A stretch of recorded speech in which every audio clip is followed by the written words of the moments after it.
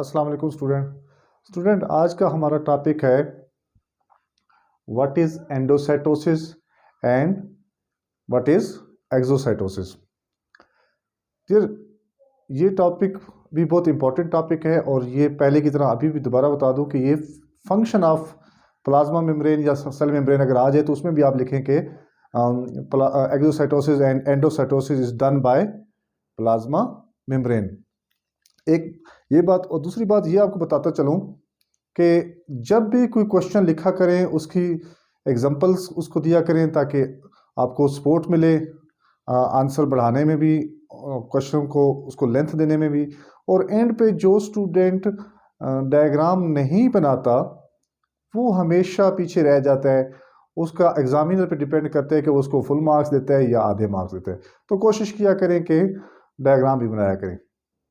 Dear, हमने cell का structure पढ़ा था कि सेल में 4-5 चीज़ें मैं आपको मोटी मोटी बता देता हूँ कि सेल में एक तो सेल मेम्ब्रेन होती है, दूसरा न्यूक्लियस होता है, साइटोप्लाज्म होता है, माइटोकॉन्ड्रिया होता है, गोल्गी बॉडी होती है।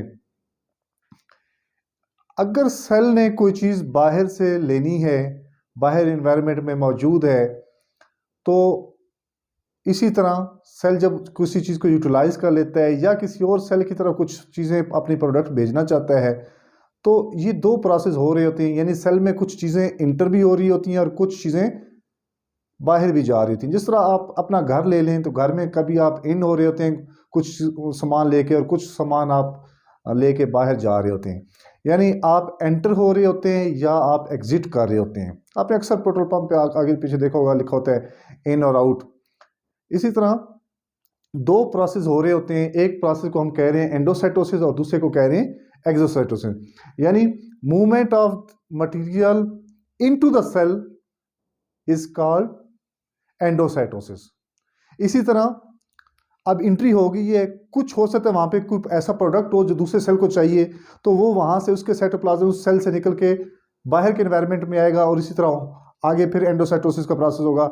यानी movement of the material out of the cell is called exocytosis. मैं यहाँ पे लिख भी दी है मैंने, movement of material into the cell by the help of cell membrane या प्लाज्मा मेम्ब्रेन। इसी तरह सेम डेफिनेशन है, सिर्फ आपने आउट का वर्ड इसमें लगाना है।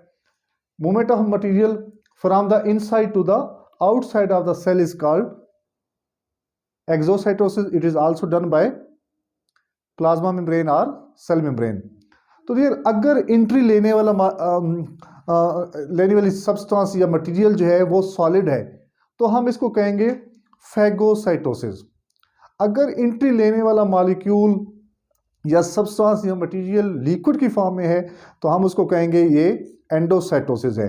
यानी एंडोसाइटोसिस पाइनोसाइटोसिस है। यानी एंडोसाइटोसिस की अगर फर्दर 2 टाइप्स हैं, फैगोसाइटोसिस एंड पाइनोसाइटोसिस। पाइनो से आप पीने की चीज़ से याद रखते हैं, पीने में हम लिक्विड ले लेते होते हैं। यानी movement of material in the form of liquid into the cell is called pinocytosis और movement of material into the cell in the form of solid is called phagocytosis. इसमें होता ये है कि जब भी कोई मटेरियल सॉलिड हो या लिक्विड हो, जब सेल मेम्ब्रेन को टच करता है तो सेल मेम्ब्रेन उसके इर्द गिर्द फोल्डिंग बना लेती है। लेट्स सपोज ये एक सेल मेम्ब्रेन है, यहाँ पे ये पार्टिकल आया तो मैं इसके इर्द गिर्द क्या बना लूँगा, फोल्डिंग बना के एक वेजिकल बना के मैं उसको अंदर ले आऊँगा। मीन्स कि मैं एक छोटा सा बाउल शेप बना के, जिस तरह एक मकड़ा जो है जब भी कोई फ्लाई या मॉस्किटोज के करीब आए तो उसके ऊपर वो क्या बना लेते हैं, फोल्डिंग बना के एब्जॉर्ब कर लेता है। इसी तरह लेट्स सपोज हमारे पास, मैं गुड एग्जांपल देता हूँ, पहले आपको मैं एक समझा दूँ डायग्राम से। ये हमारे पास सेल है, सेल में मैंने न्यूक्लियस भी लिख दिया, साइटोप्लाज्म लिख दिया, ये इसकी सेल मेम्ब्रेन है। ये मुकम्मल सेल है, न्यूक्लियस, उसका साइटोप्लाज्म और ये सेल मेम्ब्रेन है। यहाँ पे लिक्विड पार्टिकल्स आए हैं तो ये क्या हुई, ये सेल मेम्ब्रेन मूव कर गई है इनसाइड की तरफ। ये क्या है मेरे पास, सेल मेम्ब्रेन। सेल मेम्ब्रेन के साथ कौन आया है, बाहर के एनवायरनमेंट से लिक्विड आया है तो उसने ये फोल्डिंग बना ली, ये उसके गिर्द क्या बना ली, सॉरी फोल्डिंग बना ली। फोल्डिंग बना के इसको ये अंदर ले आया तो ये लिक्विड है तो हम इसको कहेंगे पाइनोसाइटोसिस। यानी movement of material into the cell हुई है, ये प्रोसेस हुआ है।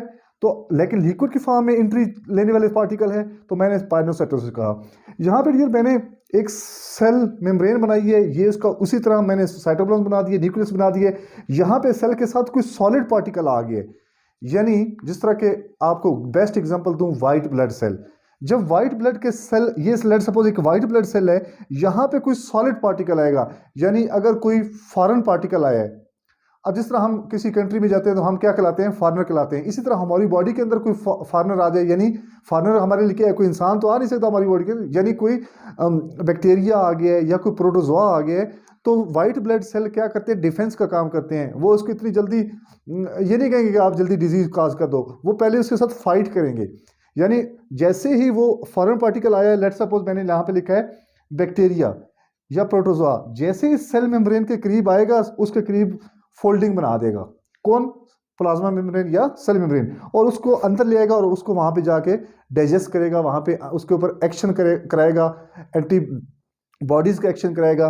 तो यानी एंट्री लेने वाला या तो सॉलिड हो सकता है या लिक्विड की फॉर्म में हो सकता है। अगर लिक्विड होगा तो पाइनो, मैंने कहा पीने से याद रखना, पाइनोसाइटोसिस अगर लिक्विड एंट्री ले रहे हैं, अगर सॉलिड ले रहा है तो हम उसको कहेंगे फैगोसाइटोसिस। ये हमारे पास एक डायग्राम भी आ गई, यानी सेल मेम्ब्रेन है, यहाँ पे लिक्विड आया है, टकराया इस सेल मेम्ब्रेन के साथ, तो उसने इसको वेजिकल की फॉर्म में, एक बाउल की फॉर्म में फोल्डिंग बना के, ऐसे फोल्डिंग बना के अपने पास रख के, और यहाँ पे वो फोल्डिंग ले आए वापस, और फिर यहाँ से सेल मेम्ब्रेन दोबारा जुड़ गई। इसी तरह एक्सोसाइटोसिस, यहाँ पे let suppose movement of material outside the, अब यहाँ से देखें, यहाँ से ये मटेरियल आया यहाँ पे, और यहाँ से इसका डिफ्यूज होता हुआ बाहर चला गया, तो मैंने इसे कहा एक्सक्रीटरी वेजिकल। ये मैंने वो वेजिकल बनाया है जो इंटर हुआ है बाहर से, और ये वेजिकल वो है जो बाहर जाने के लिए तैयार है, मटेरियल को लेके अपने अंदर पैकिंग करके लेके जा रहा है। ये प्रोडक्ट एक्सक्रीटरी प्रोडक्ट मैंने यहाँ पे लिख दी है, यानी मूवमेंट ऑफ मटेरियल यहाँ से हुई है, और of the material from the inside to the outside of the cell. अभी लेट सपोज हमारे पास वेस्ट प्रोड्यूस हुआ है सेल के अंदर, तो उसको भी तो बाहर खारिज करना है सेल ने, तो हम क्या करेंगे, एक्सोसाइटोसिस के थ्रू हम क्या कर सकते हैं, रिमूव द वेस्ट। या इस सेल के अंदर कोई एंटीबॉडीज प्रोड्यूस हुआ है, हम उस एंटीबॉडीज को क्या करना चाहते हैं, ट्रांसपोर्ट करना चाहते हैं, तो it is done by exocytosis. मैं आपको इसकी इंपॉर्टेंस लिख देता हूं, डायग्राम मैंने ड्रा कर दी, आप एक दफा देख लें।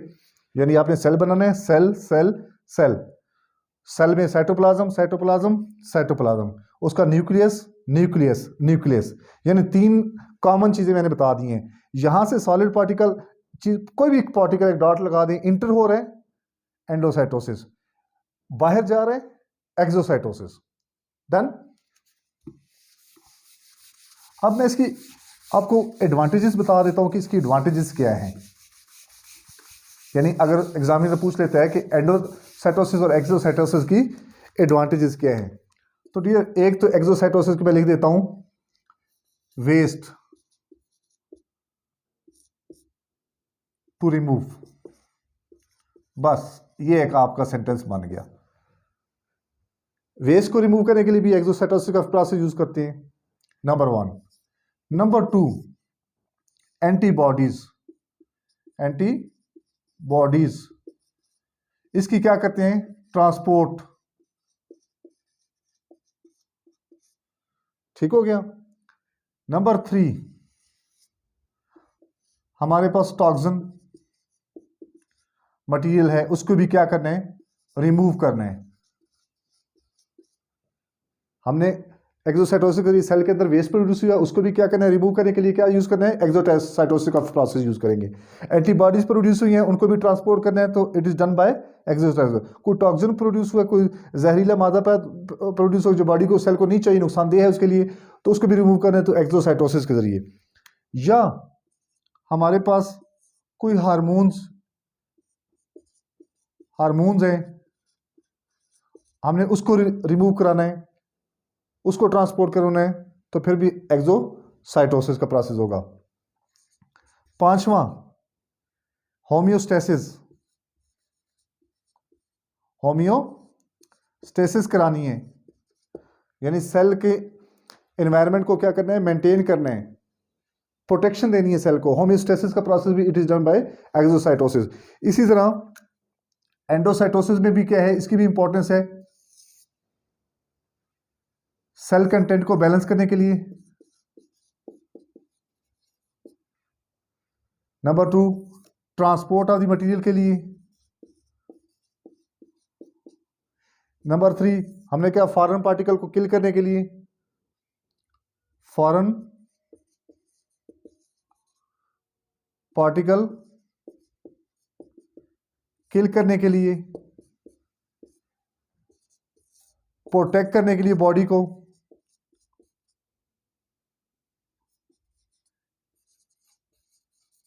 किससे, डिजीज से। और इसमें भी क्या है, होम्योस्टेसिस। तो डियर ये थे इसकी इंपॉर्टेंस, किसकी, एंडोसाइटोसिस की, एक्सोसाइटोसिस। एंडोसाइटोसिस सेल कंटेंट को क्या करना है, मेंटेन करना है, बैलेंस रखना है, उसके लिए भी एंडोसाइटोसिस, यानी सेल को किसी रिक्वायरमेंट है, सेल की सॉलिड की रिक्वायरमेंट है, लिक्विड पार्टिकल की रिक्वायरमेंट है, तो अगर वो एंडोसाइटोसिस वो एंट्री नहीं ले सकेगा तो सेल कंटेंट कैसे बैलेंस रहेंगे, सेल कैसे बैलेंस रहेगा, सेल का निज़ाम कैसे बैलेंस रहेगा, ट्रांसपोर्ट कैसे होगी मटेरियल की, एक जगह से दूसरी जगह पे मटेरियल कैसे ट्रांसपोर्ट होगा, फॉरेन पार्टिकल को किल कौन करेगा, अगर वो एंडोसाइटोसिस, वाइट ब्लड सेल की आपने बेस्ट एग्जांपल याद रखनी है, white blood cell plus bacteria. अगर सेल मेम्ब्रेन इसको एंट्री नहीं दे सकता, मूवमेंट नहीं करवा सकता इनटू द सेल, तो फॉरेन पार्टिकल तो डिजीज काज करेंगे, हम उसको डाइजेस्ट कैसे करेंगे, हम उसको इंगल्फ कैसे करेंगे, हम उसको डिस्ट्रॉय करेंगे, यानी डिस्ट्रक्शन भी जरूरी है। छठा क्या कर लें, डिस्ट्रॉय, किसको डिस्ट्रॉय करता है, जर्म्स। तो इस प्रोसेस के लिए हम जर्म को भी क्या कर सकते हैं, डिस्ट्रॉय कर सकते हैं। तो डियर ये था आज का हमारा लेक्चर। मैं उम्मीद करता हूँ कि आपको लेक्चर अच्छा लगा होगा। कोशिश किया करें चैनल को सब्सक्राइब कर लें ताकि आपके साथ मज़ीद कुछ वीडियो जो हैं वो भी शेयर की जा सके। अस्सलाम वालेकुम।